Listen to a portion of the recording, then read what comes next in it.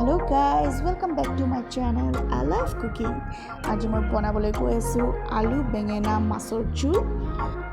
যদি মোৰ এই ৰেচিপিটো চাই ভাল পাইছে তেন্তে লাইক শেয়াৰ কৰি দিব আৰু যদি হে মোৰ চেনেলটো সাবস্ক্ৰাইব কৰা নাই এই মাত্ৰ সাবস্ক্ৰাইব কৰি দিয়ক আৰু ওচৰত থকা বেল বাটনটো দবাই দিব যাতে মই দিয়া ৰেচিপিবোৰ আপলোড কৰাৰ লগে লগে আপোনালোকে গম পাই যায় আৰু চাব পাৰে।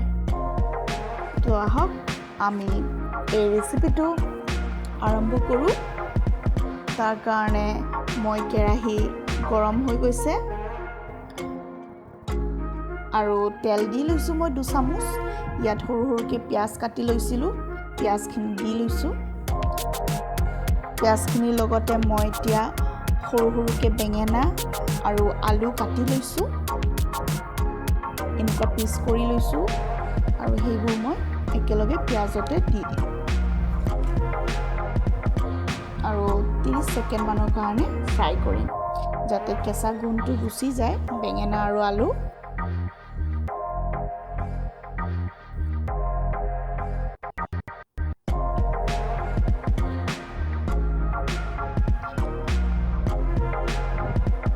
এনেকৈ 30 ছেকেণ্ডৰ কাৰণে ফ্ৰাই কৰিম আৰু এতিয়া মই এচামুচ নিমখ দি দিম আৰু এচামুচ হালধি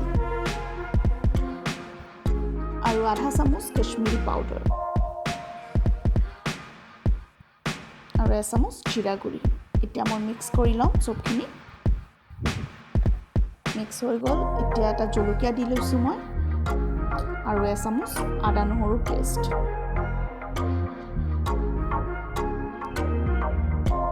এতিয়া অকণমান পানীৰে মই এইখিনি মিক্স কৰি ল'ম যাতে এটা গ্ৰেভি এটা ওলাই আহে আদা নহৰু আৰু মছলাখিনিৰ। এনেকৈ অকণমান পানীৰে মই দি চবখিনি মিক্স কৰি ল'ম।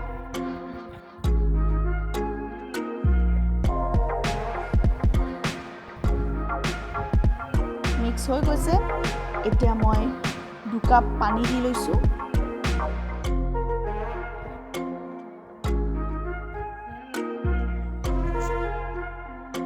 আৰু ঢাকনি দি কেনে 10 মিনিটৰ কাৰণে সিজিবলৈ দি দিম। 10 মিনিট হৈ গ'ল। এইটো সিজি গৈছে ধুনীয়াকৈ আলু আৰু বেঙেনা। এতিয়া অকণমান লাৰি দিম যাতে ইয়াৰে ঠিক গ্ৰেভি এটা ওলাই আহে।